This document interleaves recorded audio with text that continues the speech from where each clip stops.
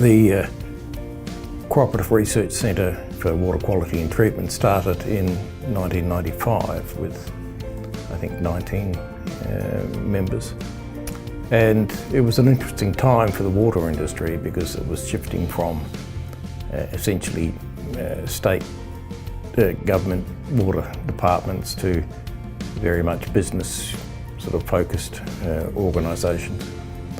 And the idea was to shift them into revenue centres rather than cost centres. Consequence of that, though, was that the in-house capacity to do research or to provide scientific services really fell by the wayside, and the Cooperative Research Centre was really aimed at filling that gap. And it was, I think, quite successful. It was renewed in 2001, and by the end it had 29 members, 20 associates of the smaller rural water industry participants. And so it really was meeting a need.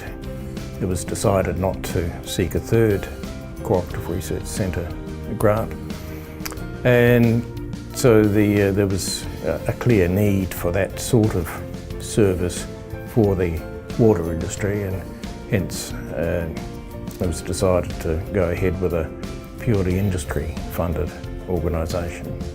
That was an interesting time because there was more than one view as to what that organisation should look like. Some thought you could have just a CRC type organisation, but without the federal funding, and that wasn't really going to work because there wasn't going to be enough money. Others thought there should be just a very focused contract research sort of organisation, but that would really lose all the collaborative links that had been established during the 13 years of the Cooperative Research Centre. So it took a couple of years to really for that to firm up. But clearly now 10 years on, Water Research Australia is still in existence, and so it has obviously been very successful.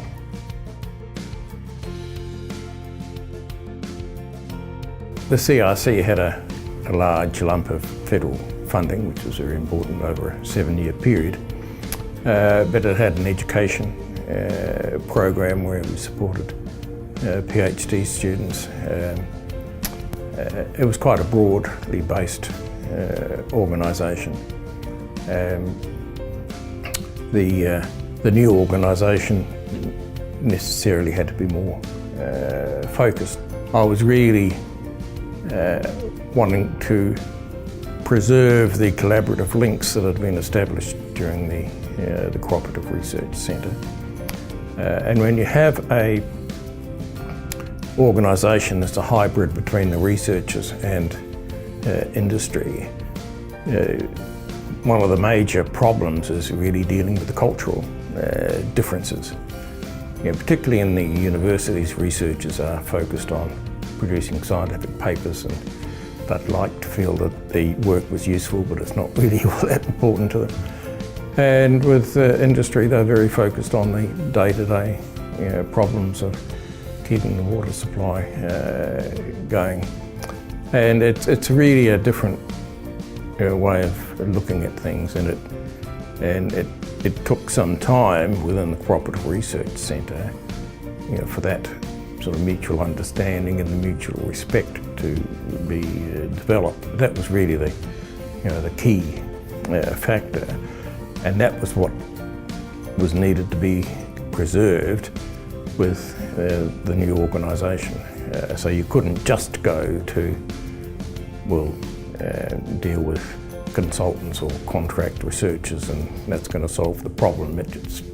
It misses that collaborative link, which I think was really quite important and was certainly the key factor in the success of the CRC. The water authorities didn't need too much convincing that there was a role for such an organisation. So it was just a matter of meeting with the various utilities and showing them what the value of the Cooperative Research Centre had been, and that if they prepared to join or put up more money, they could have a similar organisation, but which they had a bit more control over, because they would be providing all of the funds rather than there being some funds coming from the federal government. So that was a fairly easy job. Some people were. You had to find the right person in the organisation to some extent.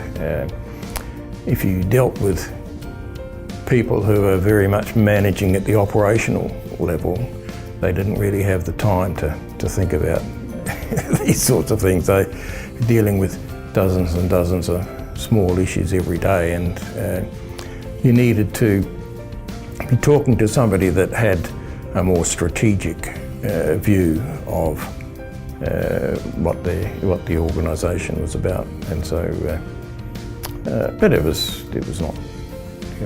It was fairly easy because of the amount of information we could provide on what the CRC had achieved.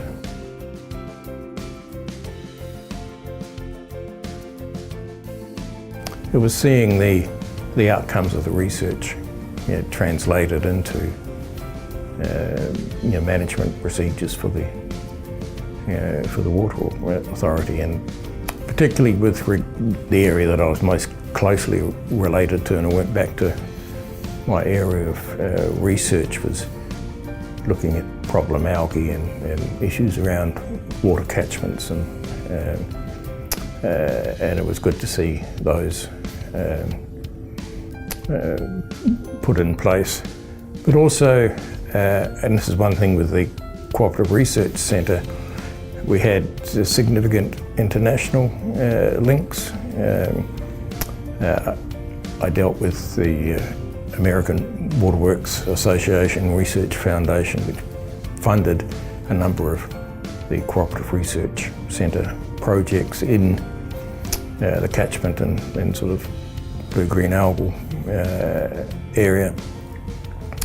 And so that was good to interact with them. And we were also a member of the Global Water Research Coalition, which was an international organisation made up of water quality research groups from around the world, including the United States and Europe. And as the CEO, at the end I was on the board of that organisation, and you got that international perspective, and it was quite pleasing to see that the water quality management and the research that was being done in Australia was well up to world's best practice. So and you need that, those benchmarks to compare yourself against, and